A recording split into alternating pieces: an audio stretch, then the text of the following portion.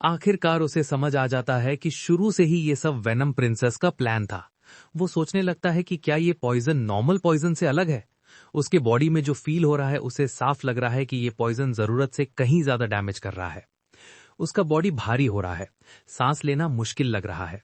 उसके थॉट्स धीरे धीरे स्लो हो रहे हैं। वो एक बात क्लियरली समझ जाता है, अगर वो ऐसे ही बिना सोचे समझे वहां पड़ा रहा तो वो पक्का मर जाएगा।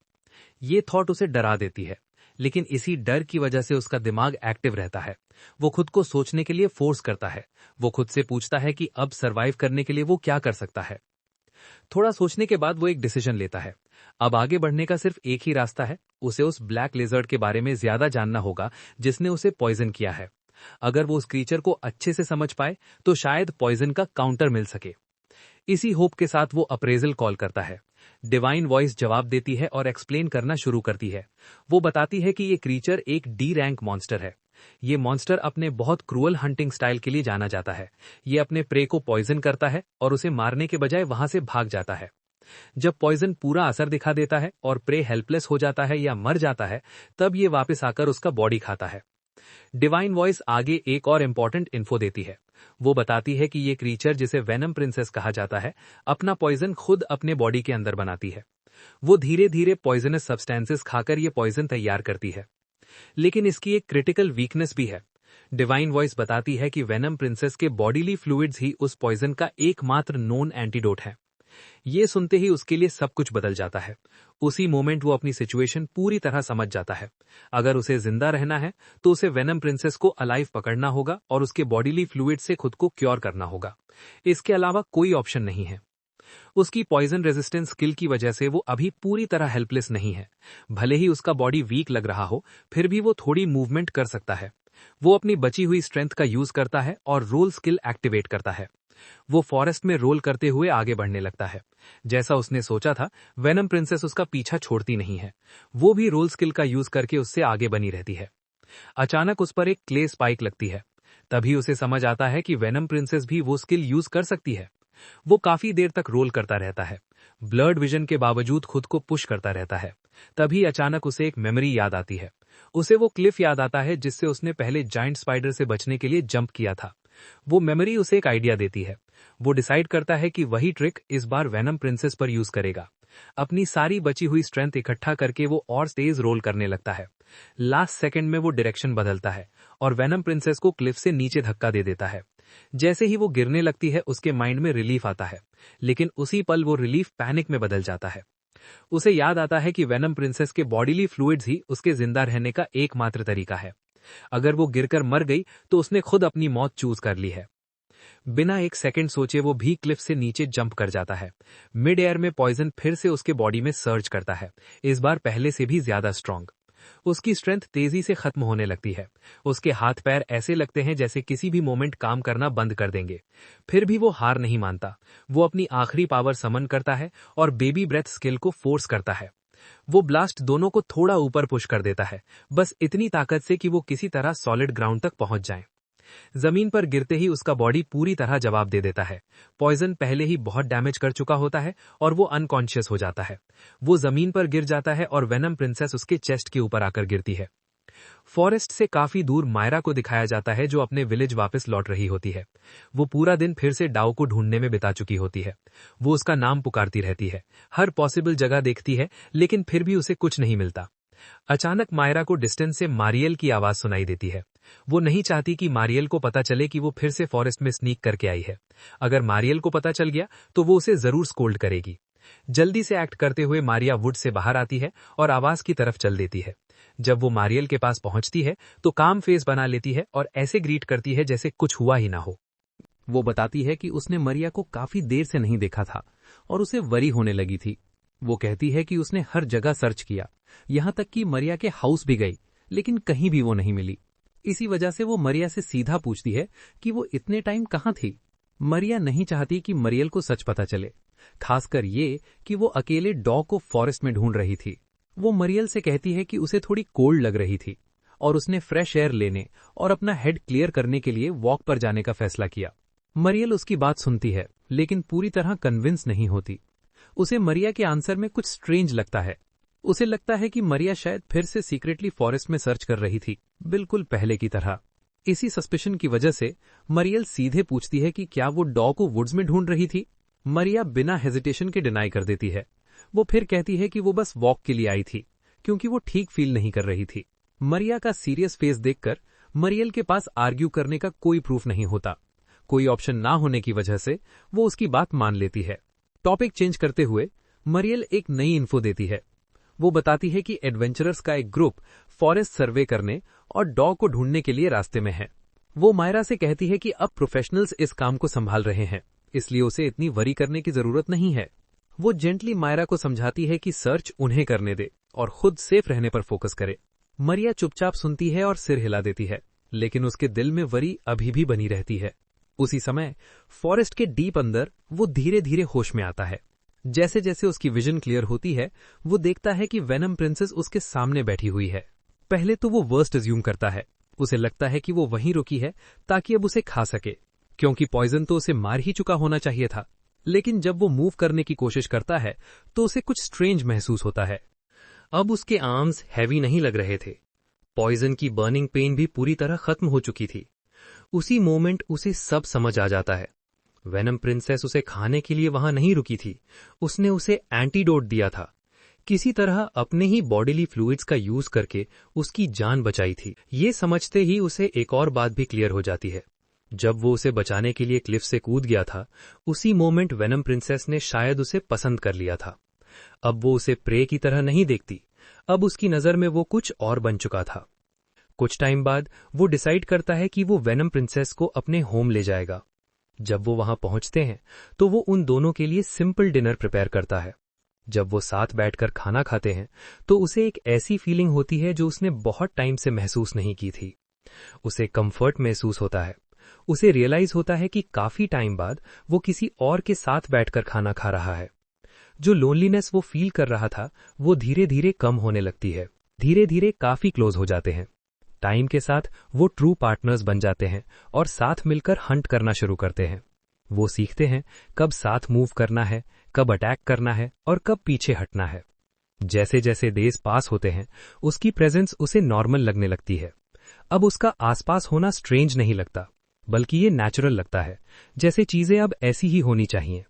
लेकिन एक बात है जिसकी उसे अभी भी हैबिट नहीं पड़ती। वेनम प्रिंसेस को नॉर्मल फूड बिल्कुल पसंद नहीं है।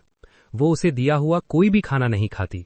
वो सिर्फ पॉइजनस प्लांट्स खाना पसंद करती है जो फॉरेस्ट के डीप अंदर उगते हैं। पॉइजन मशरूम की स्मेल बहुत खराब होती है, इसलिए उसे रोकने के लिए वो बेबी ब्रेथ यूज करता है और उसे खाने से पहले ही जला देता है। जैसे ही वो ऐसा करता है, वेनम प्रिंसेस साफ तौर पर अपसेट हो जाती है। उसी मोमेंट उसे समझ आ जाता है कि उसने मिस्टेक कर दी है। उसके लिए वो प्लांट्स डेंजरस फूड नहीं थे, वो उसकी स्ट्रेंथ का सोर्स थे। उन्हें जलाना उसके लिए किसी इंपॉर्टेंट चीज पर अटैक करने जैसा था। अपनी गलती सुधारने के लिए वो उससे प्रॉमिस करता है कि बाद में वो उसे फिर से ला कर देगा। वो अभी सोच ही रहा था कि पॉइजनस प्लांट्स कहां से लाएगा, तभी कुछ अनएक्सपेक्टेड हो जाता है। अचानक एक पावरफुल प्रेजेंस सामने आती है। एक रेयर मॉन्स्टर जिसे ट्विन हेड कहा जाता है, उनके सामने आकर रास्ता रोक लेता है। उस क्रीचर के 2 हेड होते हैं, दोनों का कलर और एक्सप्रेशन अलग अलग होता है। वो उसके बॉडी से निकलती स्ट्रॉन्ग ऑरा को नोटिस करता है और डेंजर फील करता है। जब वो उसे ध्यान से ऑब्जर्व करता है तो उसे पता चलता है कि उसके पास ग्रेविटी जैसी मल्टीपल स्पेशल स्किल्स हैं। ये जानकर उसका कॉन्फिडेंस थोड़ा हिल जाता है। वो श्योर नहीं होता कि वो ऐसे मॉन्स्टर को हरा पाएगा या नहीं। उसके माइंड में डाउट आता है, लेकिन वो उसे कंट्रोल नहीं करने देता।